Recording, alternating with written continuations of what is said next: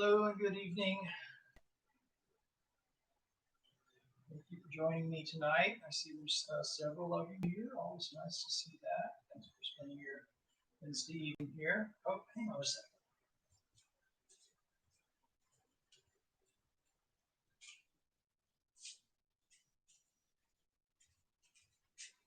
Put my fan on. It sounds like a B-52 taking off. So we'll begin with the verse of the Kesa.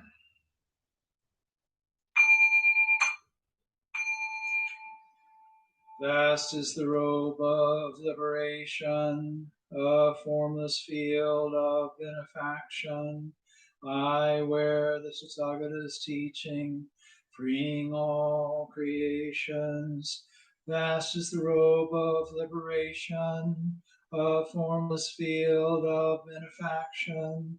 I wear the Tathagata's teaching, freeing all creations. Vast is the robe of liberation, a formless field of benefaction. I wear the Tathagata's teaching, bring all creations.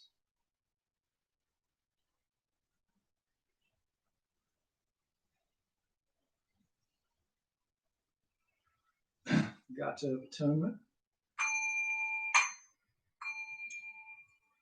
All harmful karma ever committed by me since of old, on account of my beginningless greed, anger, and ignorance, born of my body, mouth, and thought, now I atone for it all.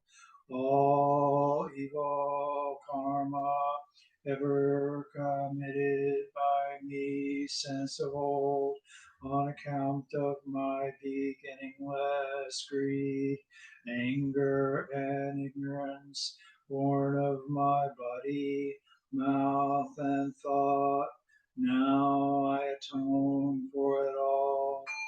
All evil karma ever committed by me since of old, on account of my beginningless greed, anger, and ignorance, born of my body, mouth, and thought, now I atone for it all.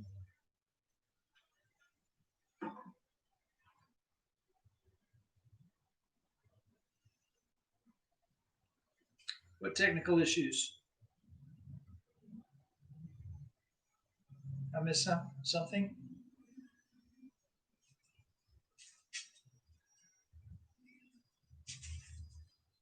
Everything all right? Let me know if it's not.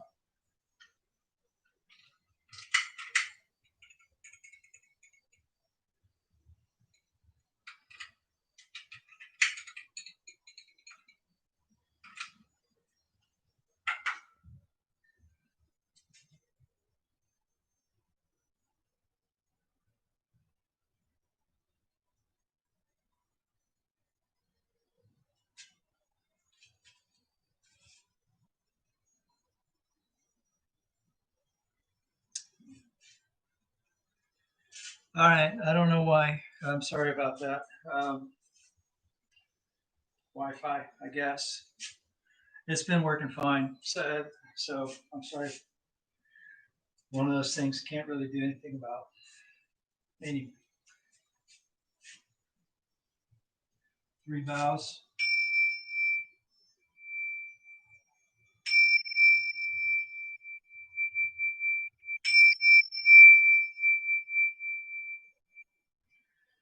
The fragrance of this incense invites the awakened mind to be present with us now. The fragrance of this incense fills our room, protects and guards our minds from wrong thinking. The fragrance of this incense unites us with precepts, concentration, and insight. We offer it for all beings.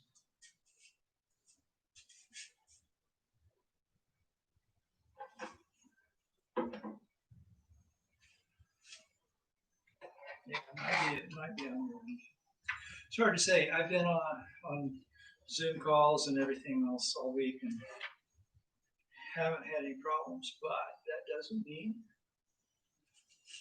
that I won't have one tonight. If it's on your end, you can come back and look at it. Hopefully it'll clear up by the time by the Dharma talk. Anyway, homage to the Buddha. Namo tassa bhagavato arahato samma sambuddhassa. Namo tassa bhagavato arahato samma sambuddhassa. Namo tassa bhagavato arahato samma sambuddhassa. I go to the Buddha for guidance. I shall become one with the Buddha. I resolve that I shall each day follow the way of life he laid down for us to walk and awaken to his supreme wisdom. I go to the Dharma for guidance. I shall become one with the Dharma. The gates of Dharma are manifold. I vow to enter them all. The goal of wisdom is ever beyond. I shall attain it. I go to the Sangha for guidance.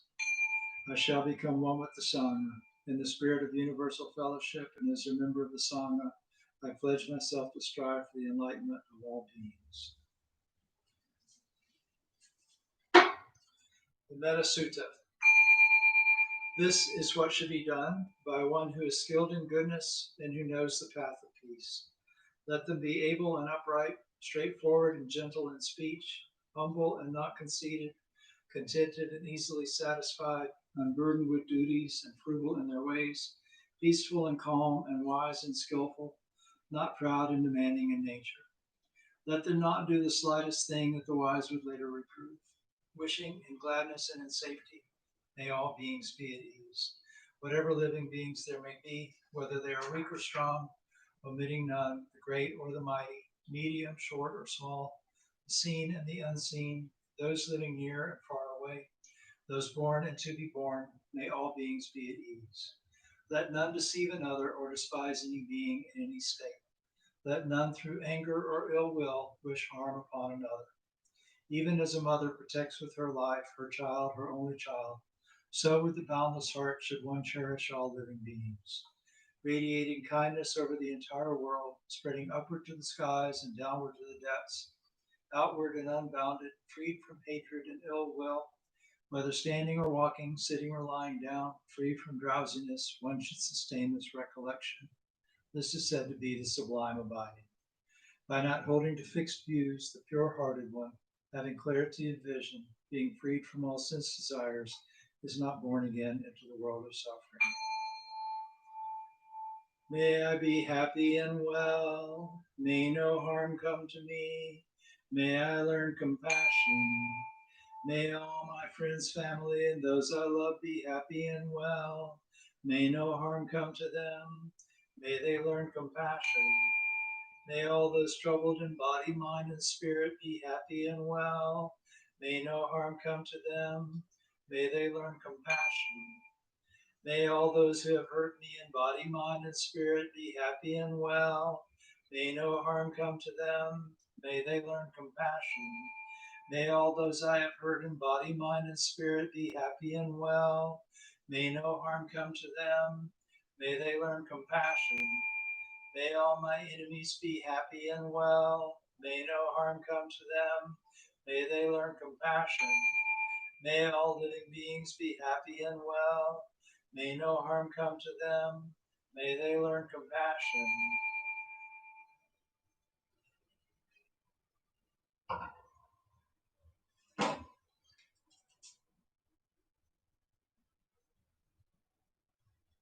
That may be because I was farther away.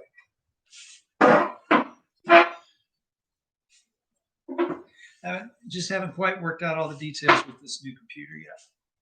This should be better. Is this better?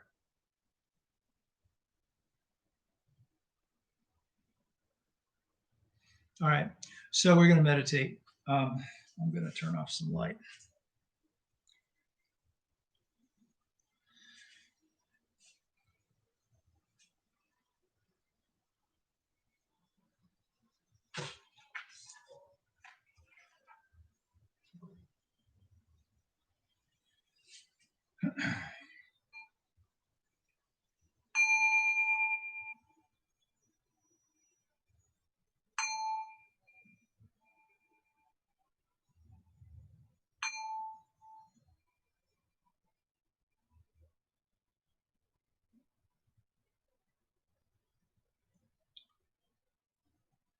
And just close your eyes, look into your heart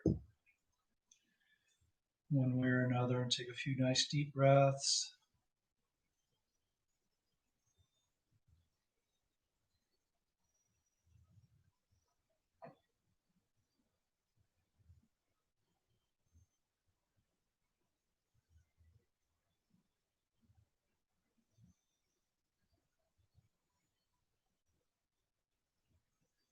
And then let your breath settle into a comfortable rhythm.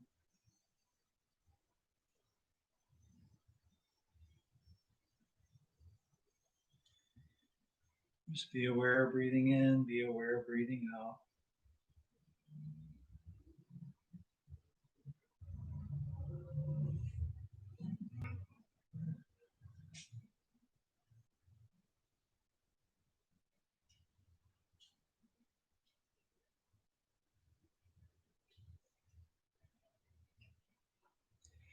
And we've been working with mindfulness of the body, using the breath as a way to examine the body. We're going to take a shift tonight, and we're going to start working our way through the Brahma Viharas. And we'll begin with Metta Bhavana. Most of you are very familiar with this one, but we'll do some other things as we go along over the next few weeks.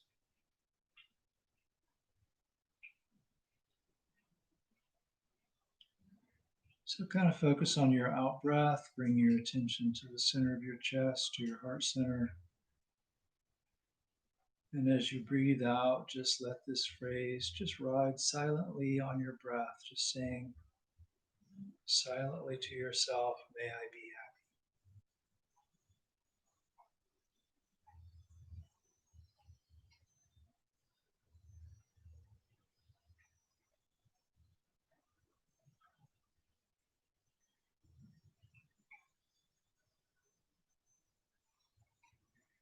And we really mean right now being happy.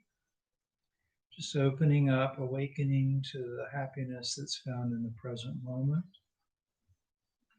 that comes from within. This happiness is not something we have to strive for, that we're going to get in the future.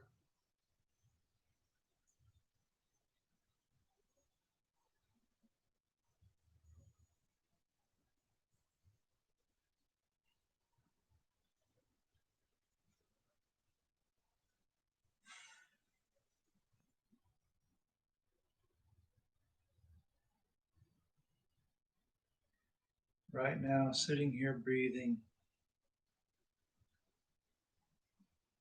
experiencing happiness.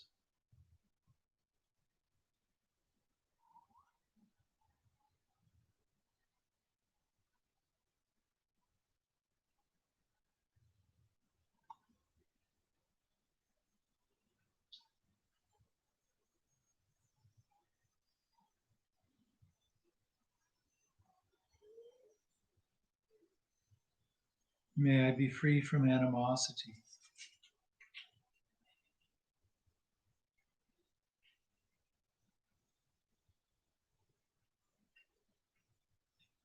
Any anger, any ill will of any kind that arises while you're meditating or that's present now, just let that go.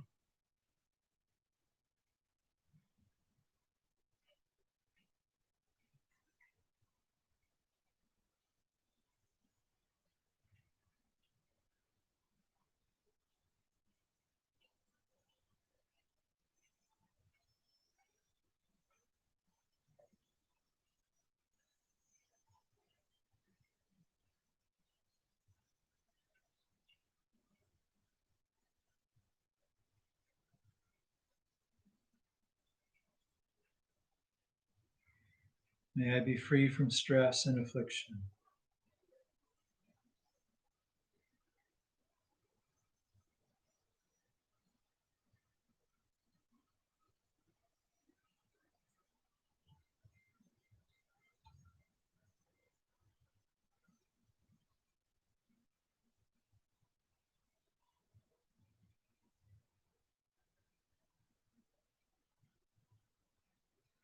Anything that comes into your awareness, let it go or let it be. No clinging, no pushing anything away. No need to judge anything.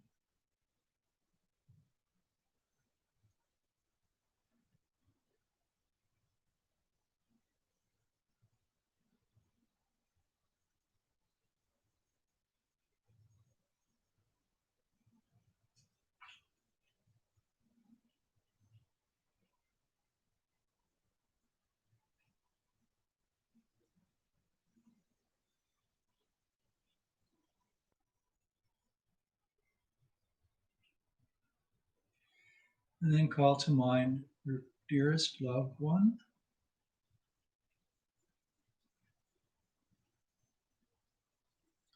Imagine they're with you or think of their name, picture them, whatever you need to do to feel their presence. And then extend a wish for their happiness. May they be happy.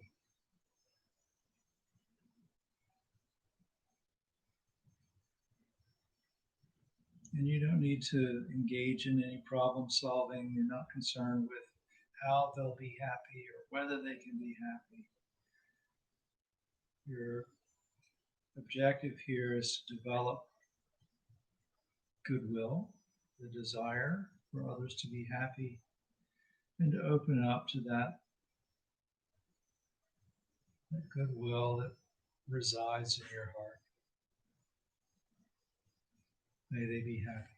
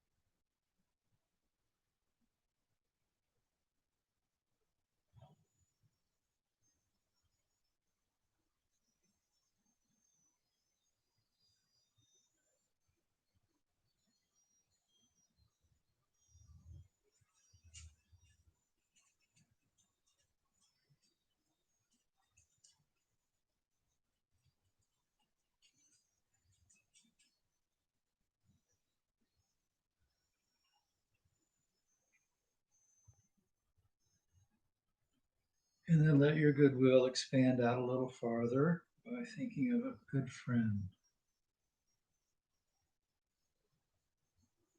Think of their name or imagine them with you and extend your wish for their happiness to them.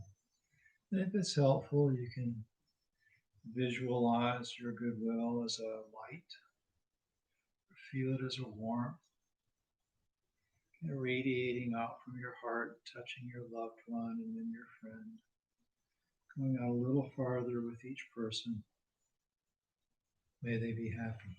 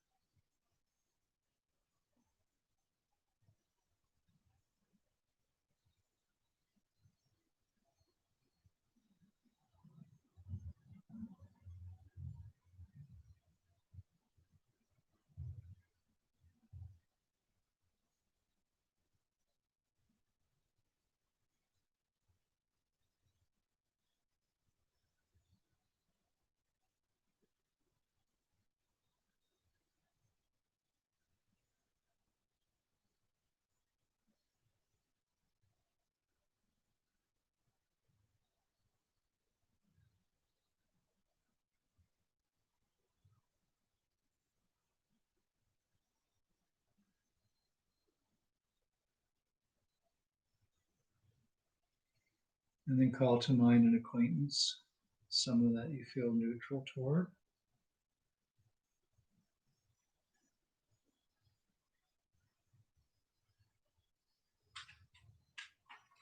And extend them that same wish that they be happy.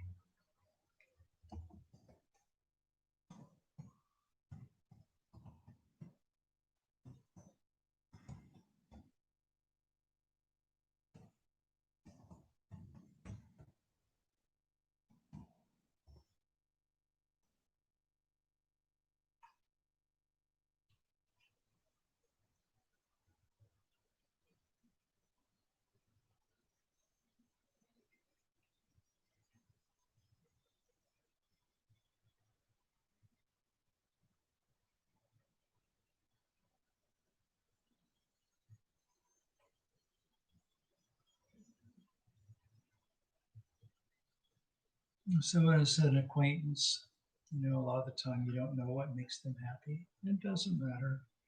You know that like yourself, like your loved one, like your friend, if they want to be happy, they want to be free from stresses. And so you just wish them that.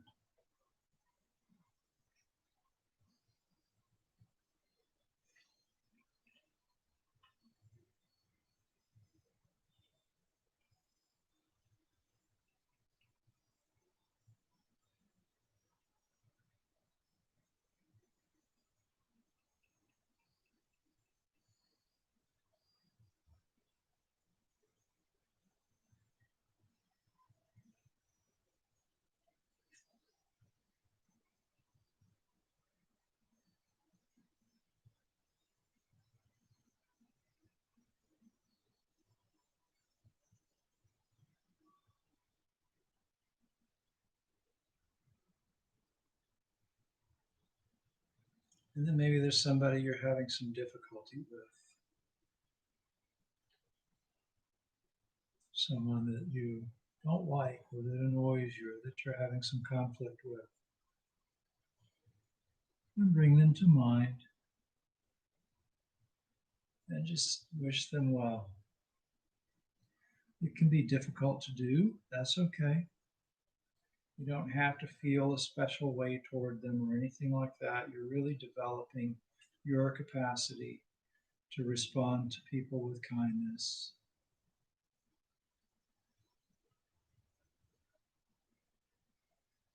So picture them and wish them happiness. May they be happy.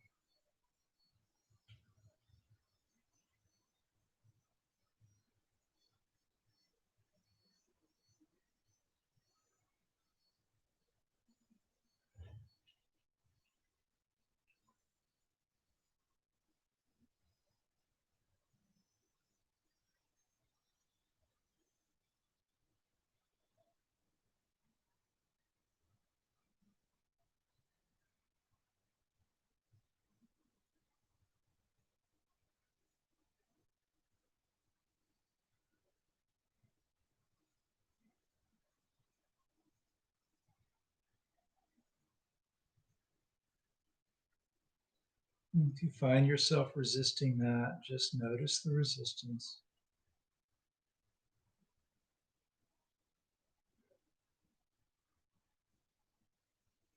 And maybe you can recognize that, like yourself and your loved ones, these people are imperfect.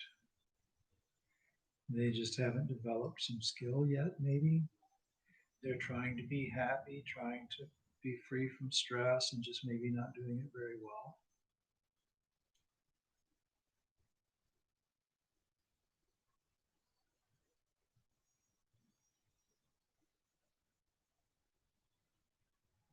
So maybe if they were more skillful, they would have happiness and they'd be easier to get along with. May they be happy.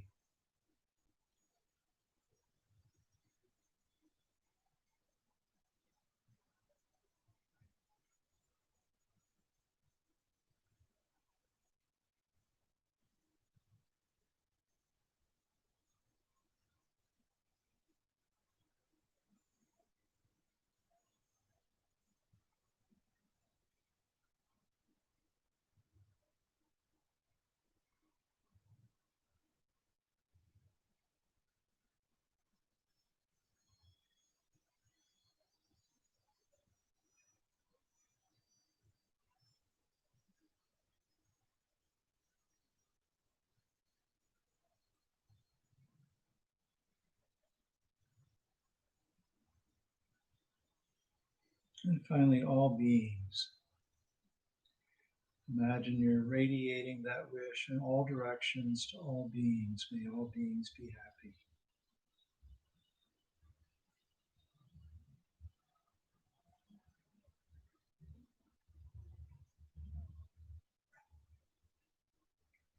May all beings be free from animosity.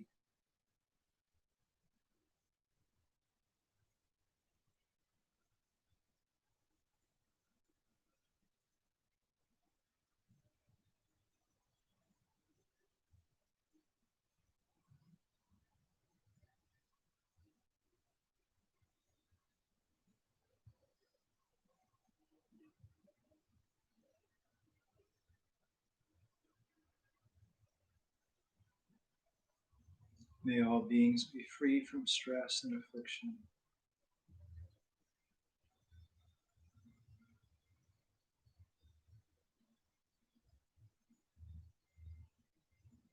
May all beings be at ease.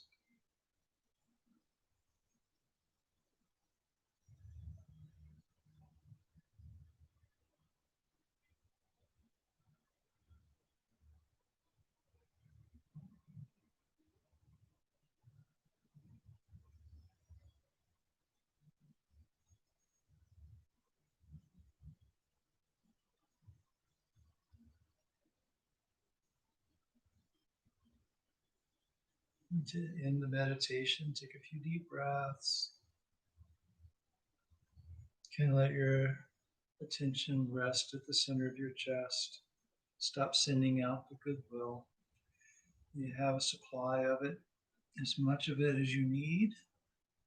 The more you use, the more you have, always available to you.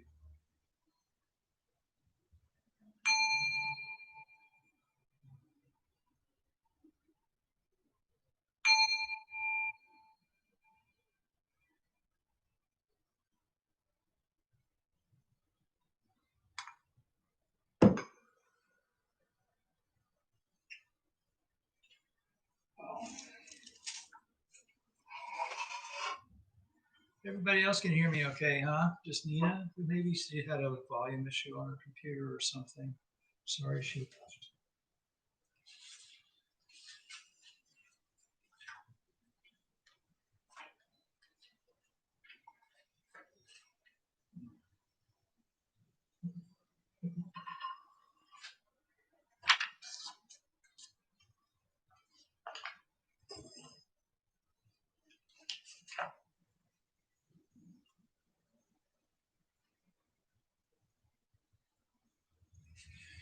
So anyway,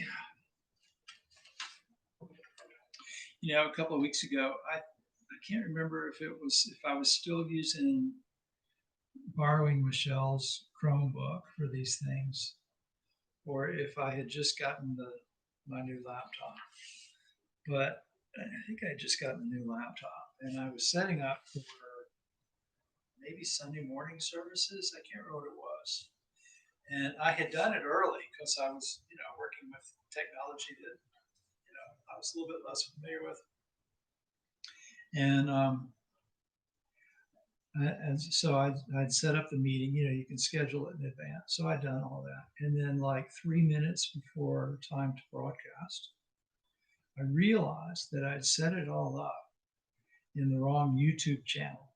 So I have one under Volusia Buddhist Fellowship, and I have one under my name. I don't use the one under my name very much. And stupidly, I had logged in, and it had defaulted to my name, and I'd set the thing up, and then I realized it when I came in here to do the broadcast. And so I'm freaking out, trying to get the thing ready to go, because I knew people were going to be trying to find it and all of that. Yeah, most of you were there, so you may have noticed. Michelle was sending you to a different link and all that. So the salient part of all the story is that there's a chair that I've had in my office for ages and ages. That was the chair that I would sit in to do these things, and I pulled it up close to my desk, kind of the way it is now, so that I could fool around with the computer and try to figure out what I was doing. And I sat in it, and I felt leg snap. Not my leg, leg on the chair snap. And so I just kind of like hung there for a minute, finished what I was doing, and then very carefully stood up because the chair collapsed as I stood up. It was a piece of wood that apparently, when it was assembled, had been glued, and the glue had just, you know, whatever had happened. And so the chair collapsed. And I was thinking about that later, and it reminded me actually of a writing by Thanissaro Bhikkhu on Access to Insight on the subject of impermanence. Isn't that a beautiful segue? But he uses the example of a chair collapsing under you as an example of why inconstancy is a source of dukkha, right? So we talked last Wednesday about the Four Noble Truths, the Eightfold Path, and you know, the first truth is the truth of dukkha, the truth of the suffering that arises because of inconstancy. So the word we usually use is impermanent. That's the translation that is most often used. And the Buddha said, um, this actually his last words, according to the Parinibbana Sutra. There's different sutras that talk about his last words, but according to the one from the Pali Canon, the Parinibbana Sutra, his final words were, impermanent, subject to change, are component things. Strive on with heedfulness. And as he died, Sakka, the king of the deities, the king of the gods, said this: impermanent are all component things. They arise and cease. That is their nature. They come into being and pass away. Release from this is bliss supreme. So, this kind of the second teaching is this teaching on anicca. Again, we usually translate it as impermanence, but or an in Pali is kind of the negation of something. If I said something was cool, right? You like it. If I said it's uncool, you don't like it, right? So it's kind of like the or on.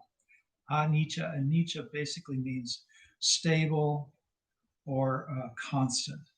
So it's not stable, it's not constant. So anything that's compounded, that's made up of other things, is unstable and subject to change, right?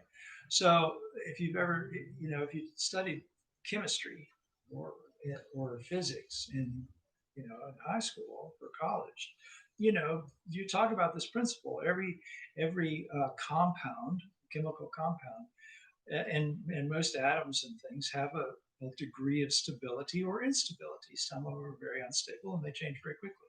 Some of them are very stable and they may stay fairly long. But the source of stress is thinking that something's going to be stable when it's not, right? And an awful lot of what we do in life that creates stress is we count on things that can't be counted on, right? Like the chair that you've had in your office for a really long time, okay? If I had just insisted that chair was going to hold me up, I'd ended up on the floor, right, in some pain. So this is really the source of stress is impermanence, inconstancy. So if we base our pursuit of happiness on things that are unstable, we're eventually going to be let down. And instead of being a source of happiness, they'll be a source of unhappiness. The example that I've used a lot of times is, I talked about, there's a long time ago, I worked in Maitland Center and in a 5-story building. And there was one tenant who took up like the first 3 stories of that building. And the guy who was the CEO of that company, which I'm not going to name, drove a Ferrari Testarossa, bright red one. It was beautiful, right? And he would park diagonally across two handicap spots to keep his car from getting dinged. Okay, because I mean, listen, if I got a bright red Ferrari Testarossa, brand new one, I'd be really happy. But if you base your happiness on that, depend on something like that, you're going to constantly be worried that something's going to happen to it because it is a compounded thing. It's a thing made up of other things. It's not stable. And not only that, but the world in which it exists is not stable. And so, you're going to get somebody who doesn't pay very much attention, who parks next to your nice Testarossa and opens their car door into it, and then you've got a ding. And then instead of this beautiful bright red Ferrari, you got a beautiful bright red Ferrari with a ding in the door. Okay. And suddenly you're disappointed and unhappy. Now that's kind of a silly example. But we do this all the time with jobs. Oh man, I've got the greatest job in the world, and then it ends, or you just get bored with it, or whatever, because not just that the things themselves change, but that we change, our minds change, our perceptions change. And so something that's beautiful at first becomes a little bit less beautiful to us just because we get used to it. It's just the way our minds are wired. And if we get too much of something that's good, it can turn into a source of pain also. So, those of you who've been listening to me talk at White Sands or on Wednesday nights in the church have heard me say this before. My favorite cake is Black Forest cake, and my my mom is moving away. She's moving to California, which I'm very excited, very happy for her. I wouldn't say I'm excited about it. That wouldn't sound right, but I'm happy because I think she's going to have a really good time. She's going to be with relatives that'll look out for her and care about her and all of that, which is great. But we had lunch together at the place in town where I usually go to get Black Forest cake, and that first bite is amazing. By the end, I'm starting, my lactose intolerance is starting to kick in, right? So again, the pleasure changes as the experience of consuming and existing changes. So, the first bite is bliss. The last bite, still pretty good, right? I still liked it, but less blissful. And then the feeling afterward when I get home, and so I'm lactose intolerant. It's got real whipped cream icing, and so I have a pretty hard reaction to that. I do it anyway, okay, because I like it that much. I don't do it very often. Once, maybe twice a year. This would have made the second time this year that I've done that. It's a special occasion. so it's a special occasion. Therefore, I'm permitting myself a little dukkha by eating this cake that I like. Anyway, so this is the source of stress. Things not lasting the way we expect them to last, not providing lasting source of happiness, which is what we want from them. So the Buddha talked about sort of three characteristics of existence. And these are the things that we need to understand as part of right view and right intention. So right view means we understand what leads to stress and what leads away from stress. That's right view. And then right resolve, we resolve to concentrate on, to develop those things that lead to happiness and to let go of those things that lead to stress. And so this is, that's the first two parts of the Eightfold Path, is understanding that and then behaving in accordance with that instead of in accordance with thinking that things are going to last forever. So the next part of this is that this is also inconstant, right? This is also unstable, maybe very unstable. That's not what I meant. But this changes, right? So we identify something as being me as if it were real and tangible and permanent and reliable, as if it, someone will fail a test and think, oh, I'm so stupid.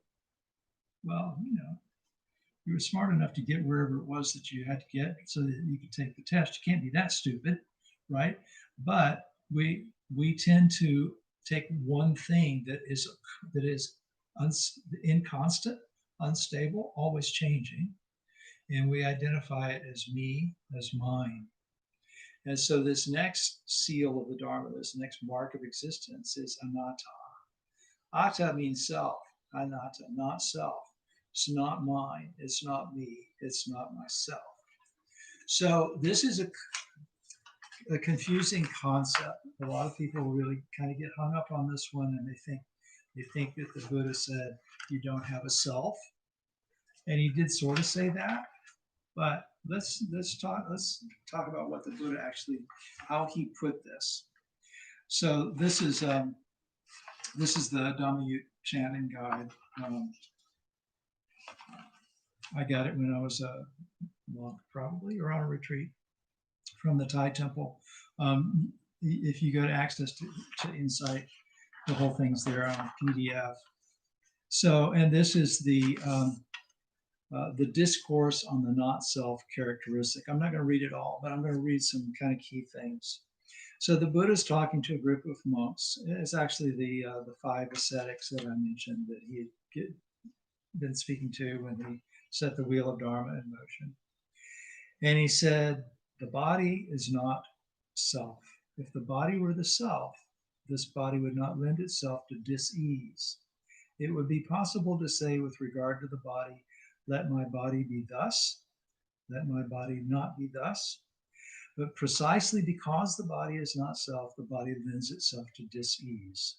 It's not possible to say this with the body, that let my body be thus, let my body not be thus. In other words, if it were mine, if it were me, then I could say, I want to be 6'7" and really good looking, and I'd get what I wanted because it's mine. But that's not the way it works, right? The body is a compounded thing. There's nothing identifiable as I that determines what this body is going to look like, how tall it's going to get to be, or anything like that.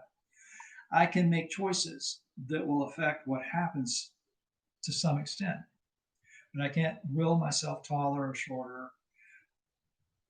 I might be able to, with a lot of work, get a little thinner. There's some things you can do, but still it's very limited when you consider the body's going to come into being without me having anything to say about it. The body's going to cease to exist with relatively little input from me as to when that happens, right? And so if that's the case, then why would I think this is me, this is mine? Okay. So then he goes on to say, feeling is not self. If feeling were self, this feeling would not lend itself to dis-ease. In other words, I'd only feel good. If feeling was really mine, I'd just decide to feel good all the time, wouldn't I? Would I have unpleasant feelings? No. But we really don't have much control over what feelings arise. Feelings and thoughts they basically arise. They come into our awareness unbidden in response to things that we may or may not have caused or created. So if feeling were the self, this feeling would not lend itself to dis-ease. It would be possible to say, let my feeling be thus. But precisely because feeling is not self, it lends itself to dis-ease. And it's not possible to say that. It's not possible to say, to have control over what you feel. So when you realize this, it gives you a lot less stress over the feelings that arise. When you realize feelings are natural, they're response to things. A lot of the time, there's symptoms of good things about you. I was talking to somebody not too long ago. I can't remember who it was, but they were talking about feeling anxious about something that was coming up, and they were worried about it, and they wanted to feel better. And I said, no, you don't. Why would you want to feel better? Because the anxiety is a symptom of you wanting to do well. And that's a good thing because whatever it was that they were going to do was a good thing to do, you know? So, so why not go ahead and let the feeling of anxiety arise, which is a symptom of you being a good person or a committed person or a hardworking person, and then decide how you're going to respond to it because your actions really kind of are yours to a large extent. We have quite a bit of influence and control and determination over what we do, even if we don't have a lot of determination over who we are or what we are, right? So he goes on to say perception is not self. Perception were self, then it wouldn't lend itself to disease. We'd only see pretty things. Now you can make yourself see, you can kind of tune out a lot of stuff. I mean, part of what we do when we meditate, is we close our eyes and so we're not seeing things that are coming in through the sight door. We might go to a quiet place, so we're not hearing a lot of things coming in through the hearing door, the ear door, and so on. You try to get a comfortable spot on the cushion and that sort of stuff. But perceptions will still arise, and again, you don't have the choice. If you're going to walk past a compost pile, you're going to smell rotting compost. If you're going to walk through a rose garden, you're going to smell roses. It'd be nice if you could decide you're only going to smell the roses, but that's just not the way life is. Feeling those perceptions are not mine, and precisely because of that, I can't say um, perception is self. So, um, thoughts, same thing. One of my favorites, I think it was Soen Roshi. I've said this before. Thoughts are secretions of the mind. I like that. I like thinking of them that way. They're just things that the mind secretes. It just comes up. And you sit down to meditate. Oh, I'm not going to think. Yeah, you are. Right. Is again, is how do I respond to them? Am I going to try to push them away? Oh my gosh, I shouldn't have this thought, or am I just going to let it go? Am I going to let this thought hook me? I wish that guy hadn't said that thing to me. That really hurt my feelings. Boy, I hate that guy. I really wish, you know what I mean? So you don't add to the story. Just let the thought pass by, just as if it were a sound from outside, or a brief itch or a twitch or something like that. Just let it go. Um, and so mental processes are not self, neither is consciousness. So the things that are aware, the thing that is aware of all these other things, that's our consciousness. If consciousness were mine, it wouldn't lend itself to dis-ease, to unpleasantness. I'd be aware of what I wanted to be aware of. I could see the future. I could remember things that I wanted to remember, forget things I didn't want to remember. All of that kind of stuff. I could say, let my consciousness be like this, and that's the way it would be. But that's not the way it works. So you might ask, so what is the point of all of this, right? And even think, sometimes people think, oh gosh, everything is inconstant. I can't rely on anything. Yeah, pretty much, but you don't really have to, because if you respond skillfully to what happens and develop skill so that you respond more skillfully to what arises, then you don't have to be able to predict anything. You don't have to be able to control anything. You do what it needs. Again, you do what develops that which is leads to happiness and abandons that which leads to stress. And so when you recognize and accept that everything that is inconstant, which is almost everything, is subject to change and will ultimately let you down, then it's not so disappointing when it does let change and let you down. Now, the fourth seal of existence, though, is a lot happier. It's that there is something that doesn't change. There is, and In classical Buddhism, they talk about that as the deathless, glimpsing the deathless. Um, in Zen, we talk about this moment when the body and mind falls away, and at that point you can realize by myriad things and this traceless enlightenment that goes on forever in both directions.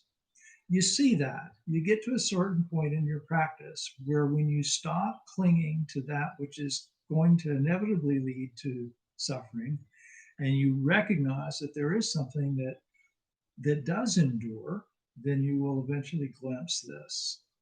And it might happen only once. And who knows? It might never happen. It doesn't really matter, honestly, whether it happens or not. If you practice with this understanding, then you'll realize oneness one way or another. And that's the important thing. So that's really what I had in mind to talk to you about tonight.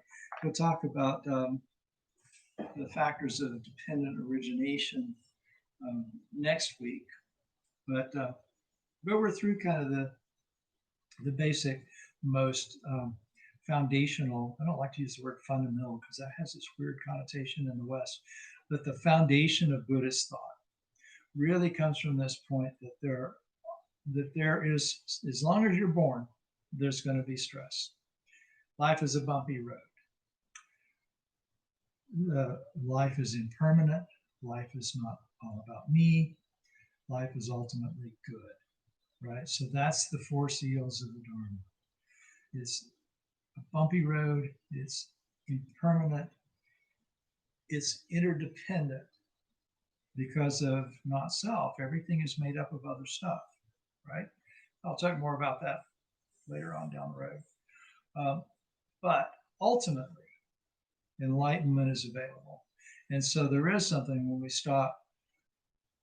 stop clinging to this, to what is inconstant and what is subject to coming and going, and we start attaching our goals to something that transcends that, then we get to true happiness.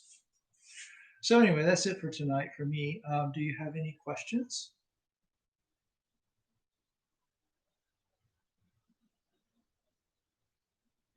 I see there's 11 of you still on.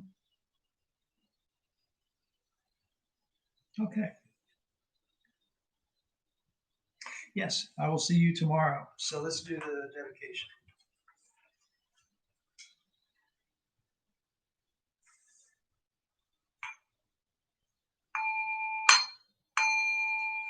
Buddha nature pervades the whole universe, existing right here now, and offering flowers, candles, and incense, hearing the Dharma and training the mind. Great merit is attained. We dedicate this merit to the great Master Sakyamuni Buddha, honored one, the all-pervading and everlasting three treasures, the 16 guardians and all protectors of their Dharma and their relations throughout space and time, for all ancestors of this Sangha and all beings in the Dharma world.